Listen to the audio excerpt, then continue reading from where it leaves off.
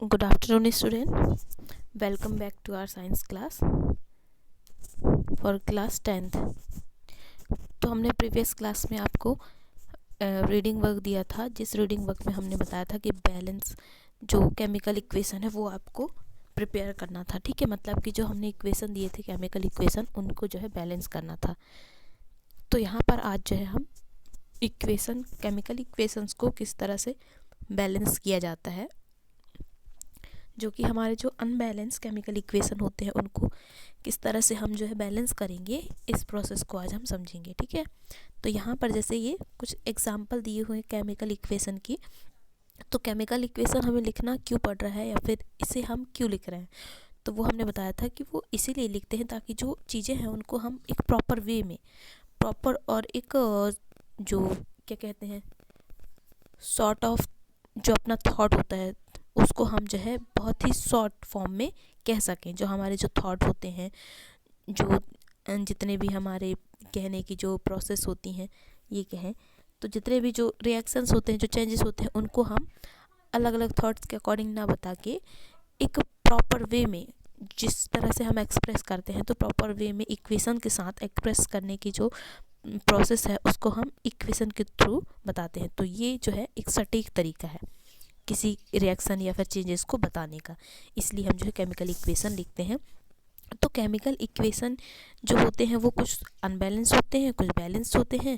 तो जो बैलेंस होते हैं तो वो तो प्रॉपर वे में है, लेकिन जो अनबैलेंस है उनको हमें प्रॉपर करना होता है, जिन्हें हम कहते हैं बैलेंस इक्वेशन बनाना। ठीक है, तो अब ये जो बैलेंस इक्वेशन है उसको हम कैसे समझेंगे कि ये बैलेंस्ड है, और जो अनबैलेंस इक्वेशन है उसको हम कैसे देखेंगे कि ये अनबैलेंस्ड है, और हमें कैसे पता चलेगा कि हमें जो है इनको किस तरह से बैलेंस करना है। तो इसे हम समझने के लिए हम ये कुछ पैराग्राफ रीड करते हैं पहले, उसके बाद हमें ये समझ में आ जाएगा कि अनबैलेंस इक्वेशन को हम किस तरह से बैलेंस करते हैं। ठीक है,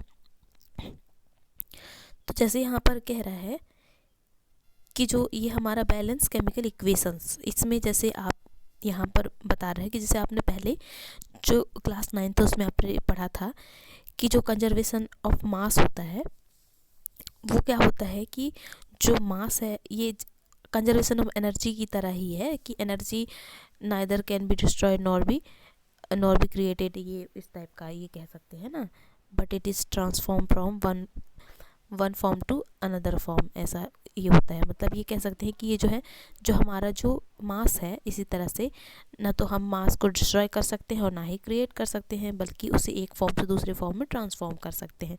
ठीक है, तो ये प्रोसेस है। इसी तरह से जो केमिकल इक्वेशन होते हैं, before chemical equation and after chemical equation, जितने भी जो केमिकल फार्मूलाज होते हैं वो दोनों जो होते हैं, जितने भी केमिकल जो हमारे केमिकल इक्वेशंस के जितने भी हमारे जो लेटर्स होते हैं वो सारे ही इक्वल रहते हैं दोनों जगह पे, before chemical equation chemical reaction and after chemical reaction.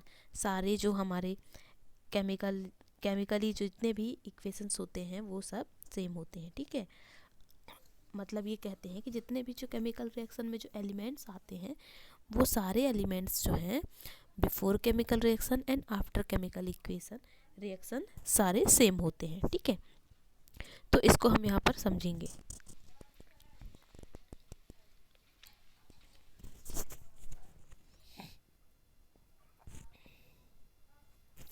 तो यहाँ पर जैसे एक छोटा सिंपल सा इक्वेशन दिया हुआ है, जिंक प्लस सल्फ्यूरिक एसिड, जो कि क्या बना रहा है, zinc sulphate plus hydrogen prepare हो रहा है जिससे आफ्टर केमिकल रिएक्शन। ठीक है, तो यहाँ पर ये किस तरह से बना, इसको जो है एक सिंपल एलिमेंट्स के थ्रू यहाँ पर बताया गया है। जैसे जिंक है अपना Zn प्लस H2SO4, एरो दिया है कि मतलब ये जो हमारा लेफ्ट हैंड साइड में ये हमारा है बिफोर केमिकल रिएक्शन, एंड जो राइट हैंड साइड में है ये हमारा है आफ्टर केमिकल रिएक्शन। ठीक है, तो आफ्टर केमिकल रिएक्शन हमारा जो नया प्रोडक्ट बना है वो क्या बना है, जिंक सल्फेट बना है, प्लस हाइड्रोजन गैस यहाँ पर रिलीज हुई है। ठीक है, अब यहाँ पर देखेंगे कि इस रिएक्शन में जो है जितने भी एलिमेंट्स हैं before reaction and after reaction, क्या वो सारे केमिकल एलिमेंट सारे सेम हैं कि उनमें कुछ आगे पीछे मतलब वो बढ़ गए हैं कि ज़्यादा हो गए हैं, कुछ कम हो गया, ऐसा हुआ है कि नहीं, ये चेक करते हैं अपन। जैसे यहाँ पर लेफ्ट हैंड साइड में देखें तो जो जिंक है वो सिंगल है, एक ही हमारा जिंक है, ठीक है। और प्लस यहाँ पर जो सल्फ्यूरिक एसिड है, इस सल्फ्यूरिक एसिड में जो हाइड्रोजन है वो टोटल हाइड्रोजन कितने हैं, टोटल हमारा हाइड्रोजन एलिमेंट 2 है, ठीक है। इसमें टोटल जो हमारा हाइड्रोजन एलिमेंट है वो 2 है। और उसके बाद जो सल्फेट है SO4, जिसे हम सल्फेट कह रहे हैं, उस सल्फेट में जो हमारा सल्फ़र है वो सिंगल सल्फ़र है, और जो ऑक्सीजन है वो total oxygen number of oxygen 4 है, ठीक है। तो आफ्टर रिएक्शन यहाँ पर क्या हो रहा है, जो बिफोर रिएक्शन जो एलिमेंट्स के नंबर थे वो आफ्टर रिएक्शन भी वही होने चाहिए, सेम होने चाहिए, तभी हम जाकर कहेंगे कि ये जो हमारा केमिकल इक्वेशन है ये बैलेंस इक्वेशन है, ठीक है। अब जैसे यहाँ पर Zn जो है लेफ्ट हैंड साइड में, मतलब जो हमारा जिंक है वो 1 है, तो राइट हैंड साइड में भी सिंगल होना चाहिए, ठीक है। हाइड्रोजन 2 है तो राइट हैंड साइड में भी हाइड्रोजन 2 होने चाहिए। लेफ्ट हैंड साइड में हमारा सल्फ़र 1 है तो राइट हैंड साइड में भी सल्फ़र 1 होना चाहिए। ऑक्सीजन हमारे लेफ्ट हैंड साइड में 4 है तो राइट हैंड साइड में हमारा क्या होना चाहिए, 4 ही होना चाहिए। तो अब देखते हैं इसमें कैसा है। तो यहाँ पर देखिए, जैसे अगर हम बात करें इस तरफ, तो ये हमारा होता है राइट हैंड साइड, एरो की दूसरी तरफ, और एरो की इस तरफ जो है हमारा होता है ये लेफ्ट हैंड साइड, ठीक है, लेफ्ट हैंड साइड। अब यहाँ पर देखो, इस left hand side and right hand side में यहाँ पर देखिए क्या हो रहा है, जो जिंक है राइट हैंड साइड में वो भी सिंगल है, सल्फर भी सिंगल है, और O4 जो है हमारा वो O4 ही है ना। और उसके बाद प्लस H2 जो है वो यहाँ पर हाइड्रोजन गैस के फॉर्म में वो रिलीज हो गया, ठीक है। तो इस तरह से जो है ये इक्वेशन हमारा क्या है, बैलेंस इक्वेशन है, ठीक। तो ये हो गया। अब यहाँ पर देखिए इक्वेशन जो होते हैं उनको बैलेंस करने का तरीका, जैसे यहाँ पर एक सिंपल सा अनबैलेंस इक्वेशन यहाँ दिया हुआ है, ये देखिए ये क्या है, ये अनबैलेंस इक्वेशन है। क्यों, क्योंकि लेफ्ट हैंड साइड में जो हमारा Fe आयरन है वो सिंगल है, लेकिन राइट हैंड साइड में जब हम देखें तो आयरन यहाँ 3 हो गए हैं, Fe 3 हो गए ना, तो 3 हो गए। तो ये कहाँ से हो गए, ये क्या है कि जब हम इसको बैलेंस करेंगे तब यहाँ पर ये मेंटेन हो जाएगा, ठीक है। तो इसको हम समझते हैं कि कैसे बैलेंस करते हैं। तो पहला स्टेप कह रहा है to balance a chemical equation first draw boxes around each formula. जैसे यहाँ पर ये देखिए बॉक्स बने हुए हैं, तो उनको हम जो है बैलेंस करने के लिए सबसे पहले हम क्या करते हैं, इन सारे फॉर्मूला के चारों तरफ हम क्या करेंगे, बॉक्सेस बनाएंगे इस तरह से, ठीक है। ये हमने बॉक्स बना लिया। Do not change anything inside the box while balancing the equation. अब देखिए इनसाइड, जो बॉक्स के इनसाइड जो भी दिया रहेगा उसको हमें कुछ भी चेंजेस नहीं करने हैं। जैसे H2 दिया है तो उसको H3O नहीं करेंगे, H2O है तो H2O ही रहेगा, ठीक है। और जैसे Fe3O4 दिया हुआ है तो Fe3O4 ही रहेगा, उसमें हम आगे पीछे नहीं करेंगे। तो ये हमारा हो गया पहला स्टेप कि हमें जो है उनको क्या करना है, वो उसको जो है बॉक्स बनाना है उसके चारों तरफ, ठीक है, जितने भी हमारे केमिकल एलिमेंट हैं उनके चारों तरफ। अब सेकंड स्टेप में क्या करना है, list the number of atoms of different element present in the unbalance equation. अब हमें एक सिंपल सा बॉक्स बनाना है कि देखना है यहाँ पर टोटल कितने एलिमेंट्स हैं। तो यहाँ पर टोटल जो है 3 एलिमेंट्स है। कौन कौन से हमारा है, Fe आयरन और हाइड्रोजन एंड ऑक्सीजन, तो तीनों को हम यहाँ पर लिख लिए। अब यहाँ पर हम इस तरह से left hand side and right hand side में हम जितने भी जो हमारा क्या है नंबरिंग ऑफ एलिमेंट्स हैं उनको हमें यहाँ पर बताना है, ठीक है। तो जैसे लेफ्ट हैंड साइड में हमारा Fe कितना है, लेफ्ट हैंड साइड में हमारा जो Fe आयरन है वो सिंगल है तो ये सिंगल बता दिया, लेकिन राइट हैंड साइड में जब हम देखें तो यहाँ पर 3 हो गए। और हाइड्रोजन जो है लेफ्ट हैंड साइड में 2 है और राइट हैंड साइड में भी 2 है, ये तो बैलेंस है। और ऑक्सीजन हमारा ये जो लेफ्ट हैंड साइड में 1 है पर हमारे राइट हैंड साइड में ये 4 है, तो ये अनबैलेंस है ना, मतलब आयरन और ऑक्सीजन यहाँ अनबैलेंस है, तो इन्हें हमें बैलेंस करना है। अब यहाँ पर जो थर्ड स्टेप वो क्या कर रहा है, it is often convenient to start balancing with the compound that contain the maximum number of atom। तो यहाँ पर ये कह रहे हैं कि अब हमें क्या करना है, ये इस तरह से हमें बैलेंस करने के लिए स्टार्ट करना है, तो उस एलिमेंट से बैलेंस करना स्टार्ट करना है जिसकी नंबरिंग ज़्यादा है, मतलब जो मैक्सिमम नंबर ऑफ एटम जो कंटेन करके रखा हुआ है उसके साथ हमें जो है बैलेंस करना है उसको, ठीक है। तो इट में बी रिएक्टेंट और अ प्रोडक्ट। ये तो या तो हो सकता है रिएक्टेंट हो सकता है या फिर ये प्रोडक्ट हो सकता है। In that compound select the element which has the maximum number of atom. तो इसमें जो है हमें उस एलिमेंट को सिलेक्ट करना है जिसमें जो है सबसे ज़्यादा, मतलब ये कहते हैं कि वहाँ पर मैक्सिमम नंबर एटम वहाँ पर प्रेजेंट है। ठीक है, तो जैसे यहाँ पर देखिए Fe3O4, इसके पास जो है ज़्यादा क्या है एलिमेंट्स हैं, मतलब आयरन यहाँ पर 3 है, ऑक्सीजन 4 है ना। तो इसे जो है हमें क्या करना है, रिकॉग्नाइज करना है कि इसके पास ज़्यादा है। ठीक है, तो यहाँ ये कह रहे हैं कि there are 4 oxygen atom and 3 iron atom.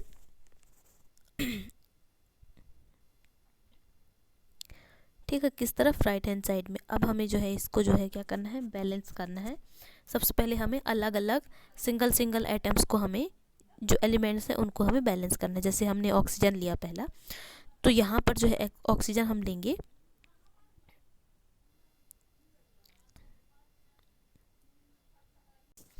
ठीक है। तो यहाँ पर ये कह रहे हैं कि ऑक्सीजन को पहले बैलेंस करेंगे। तो यहाँ राइट हैंड साइड में देखें तो ऑक्सीजन टोटल कितने 4 है, और लेफ्ट हैंड साइड में अगर देखिए हम हाइड्रोजन के साथ तो ऑक्सीजन सिंगल है। तो यहाँ पर हम क्या करेंगे, लेफ्ट हैंड साइड में ऑक्सीजन जो है उसको हमें 4 करना है। तो जो H2O है उसके पहले हमें 4 ऐड करना है। ठीक है, जैसे यहाँ पर 4 यहाँ देख रहे हैं आप, इसमें 4 हमने ऐड कर दिया इसके पहले। ठीक है, इस बॉक्स के पहले 4 ऐड कर दिया। तो इस तरह से हमारा ऑक्सीजन बैलेंस हो जाएगा दोनों तरफ। फिर उसके बाद अब हमें करना है बैलेंस किसको, आयरन को एंड हाइड्रोजन एटम को। ठीक है, तो अब देखिए यहाँ पर हाइड्रोजन एटम, अगर हम जैसे अभी हमने जो बैलेंस किया है 4 लगाया है, उसमें हम देखें तो 4 जैसे हमने ऐड किया तो टोटल हमारे हाइड्रोजन हो जाएंगे 4 × 2 = 8। तो राइट हैंड साइड में हमें क्या करना है, हाइड्रोजन के पहले 4 लगाना है इसमें। ठीक है, यहाँ जैसे हमने यहाँ लगा दिया 4, तो ये हमारा हाइड्रोजन जो है वो बैलेंस हो जाएगा। ठीक है, तो ये हमारा क्या है, राइट हैंड साइड में हमने 4 लगा दिया, तो दोनों हमारे left hand side and right hand side के जो हाइड्रोजन है वो बैलेंस हो जाएंगे। फिर उसके बाद जैसे आप यहाँ देख ही रहे हैं ये हो गया। फिर नेक्स्ट स्टेप में हमें क्या करना है, जो आयरन है उसको हमें बैलेंस करना है। ठीक, तो अब हम यहाँ पर देखें कि जो आयरन है वो राइट हैंड साइड में टोटल नंबर 3 है और लेफ्ट हैंड साइड में सिंगल है। तो जो सिंगल आयरन है उसके पहले हमें क्या लगाना है, 3 लगाना है। ठीक है, तो यहाँ जैसे देख रहे हैं आप ये 3 लगा हुआ है, तो ये हमने 3 लगा दिए। तो इस तरह से ये जो है क्या हो गया, ये हमारा left hand side and right hand side दोनों ही बराबर हो गए, इक्वली हो गए। ठीक है, बैलेंस्ड हो गए। तो इस तरह से जो है हमने सारे जितने भी एटम्स हैं उनको हमने बैलेंस कर दिया। अब उसके बाद हमें जो है फाइनल चेक करना है। ठीक है, कि क्या हमने जो सारी चीज़ें हमने बैलेंस की है वो सारे बराबर है कि नहीं है। हमने सबसे पहले किया ऑक्सीजन को बैलेंस, जिसमें जो है राइट हैंड साइड में ऑक्सीजन टोटल 4 थे, तो हमने लेफ्ट साइड में 4 लगा दिए। हाइड्रोजन मतलब H2O जो फार्मूला है उसके साथ हमने 4 लगा दिए, तो हमारा बन गया बैलेंस ऑक्सीजन दोनों तरफ। ठीक है, फिर उसके बाद हमने हाइड्रोजन को बैलेंस किया, हाइड्रोजन के साथ हमने राइट हैंड साइड में 4 लगा दिया, तो हमारा जो है दोनों तरफ बैलेंस हो गया। उसके बाद हमने आयरन को कर दिया। तो इस तरह से हमारे जो है टोटल जो है बैलेंस इक्वेशन बन गया। ठीक है, तो इसमें हमने इस तरह से देख लिया कि इस तरह से जो है हमें बैलेंस करना है, अलग अलग पहले सिंगल एटम्स को लेते हुए हमें बैलेंस करना है। तो इस तरह से जो है हम बैलेंस कर सकते हैं जितने भी हमारे अनबैलेंस इक्वेशन होते हैं। तो ये था एक सिंपल सी ट्रिक जिसके थ्रू जो है हम बैलेंस कर सकते हैं, जितने भी इक्वेशन आएंगे उनको हम इजीली बैलेंस कर सकते हैं। ठीक है, ठीक है, तो जैसे हमने आपको यहाँ पर वर्क दिया था कि ये जो CaO+C एरो से हमारा ये रिएक्टेंट है, और उसके बाद ये प्रोडक्ट जो हमारा बना वो क्या बना, कैल्शियम डाइकार्बन प्लस कार्बन मोनोऑक्साइड, ये बना। ठीक है, तो ये तो बना है, लेकिन उसके बाद यहाँ पर ये क्या है, अनबैलेंस इक्वेशन है, तो इसको बैलेंस करना है। तो सबसे पहले जो है हमें अलग अलग जो हमारे एटम्स हैं, जैसे कि हम Ca मतलब हमारा जो कैल्शियम है उसकी हम बात कर लें, तो कैल्शियम राइट हैंड साइड में 1 है, लेफ्ट हैंड साइड में भी 1 है, तो ये बैलेंस्ड है। उसके बाद कार्बन की बात करें तो कार्बन जो है यहाँ पर हमारा क्या राइट हैंड साइड में 2 है, और एक और जो कार्बन है वो CO के साथ लगा हुआ है, मतलब टोटल 3 है। तो यहाँ जो है लेफ्ट हैंड साइड में ये सिंगल है, तो यहाँ पर हम क्या करेंगे, ये जो लेफ्ट हैंड साइड वाला हमारा कार्बन है उसके आगे हम यहाँ 3 लगा देंगे। ठीक है, 3 कर देंगे तो हमारा ये इक्वेशन बैलेंस हो जाएगा। तो इस तरह से हम बैलेंस कर लेंगे। बाकी ये दोनों इक्वेशन आप इसी तरह से बैलेंस कर लेंगे। ठीक है,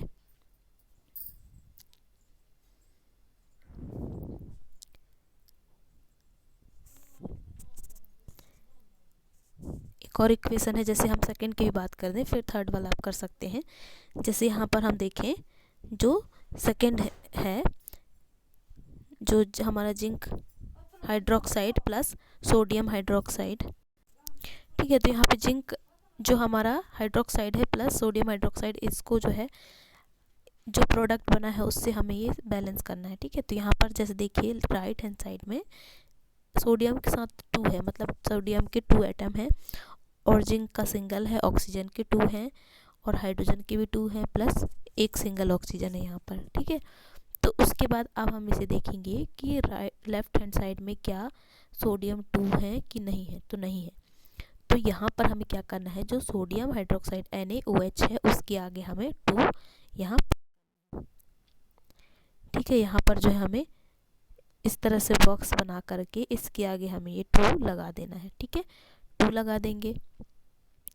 तो उसके बाद 2 लगा दिए तो हमारा क्या हो जाएगा, सोडियम 2 हो गए, ऑक्सीजन 2 हो गए, हाइड्रोजन 2 हो गए। ठीक, तो ये हो गया। अब हमें देखना है यहाँ पर जिंक सिंगल है राइट हैंड साइड में, नेक्स्ट जो हमारा एटम है एलिमेंट है वो जिंक है, उसके बाद ये लेफ्ट हैंड साइड में भी जिंक सिंगल है, तो ठीक है ये हो गया। उसके बाद अब आगे यहाँ पर देखना है ऑक्सीजन। नेक्स्ट जो हमारा ऑक्सीजन है यहाँ पर 2 है। ठीक है, 2 है। उसके बाद अगर हम यहाँ देखें तो जो हमारा लेफ्ट हैंड साइड में, अगर हम राइट हैंड साइड की बात करें तो राइट हैंड साइड में ऑक्सीजन टोटल 3 है, मतलब ऑक्सीजन के 3 एटम है। 2 यहाँ जो हमारे जिंक के साथ जुड़ा हुआ है वो, और दूसरा जो हमारा है ये हाइड्रोजन के साथ। ठीक है, तो इस तरह से ये 3 है।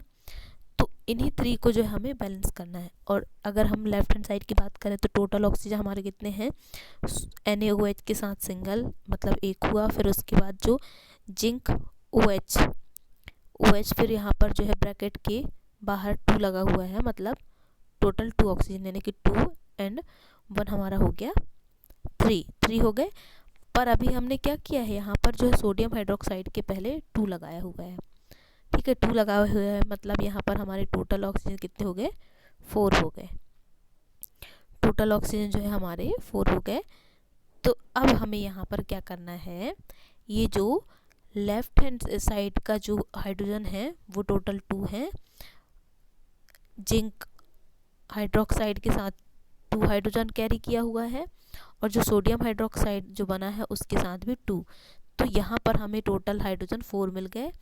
तो इस तरह से जो है हमें यहाँ देखना है कि राइट हैंड साइड में टोटल हाइड्रोजन 4 है कि नहीं है। तो यहाँ पर जो टोटल हाइड्रोजन है वो H2O के साथ 2 हाइड्रोजन एटम कैरी किया हुआ है। तो यहाँ पर हम जो है इसमें हम क्या कर देंगे, 2 कर देंगे, इस वाले में हम यहाँ पर 2 लगा देंगे, तो हमारा जो इक्वेशन है वो बैलेंस हो जाएगा। ठीक है, तो इस तरह से जो हमें 2 जगह पर 2 पुट करना है। एक जो हमारा हाइड्रोजन ऑक्साइड है मतलब H2O जो है, इसमें हमने 2 पुट किया राइट हैंड साइड में, और लेफ्ट हैंड साइड में हमने सोडियम हाइड्रोक्साइड के साथ 2 पुट किया, तो हमारा जो इक्वेशन है वो बैलेंस हो जाएगा। बाकी थर्ड वाला इक्वेशन आप खुद करके देख सकते हैं। ठीक है, तो यही हमारी ये क्लास हम ओवर करते हैं, इसके आगे नेक्स्ट क्लास में हम डिस्कस करेंगे। ठीक है।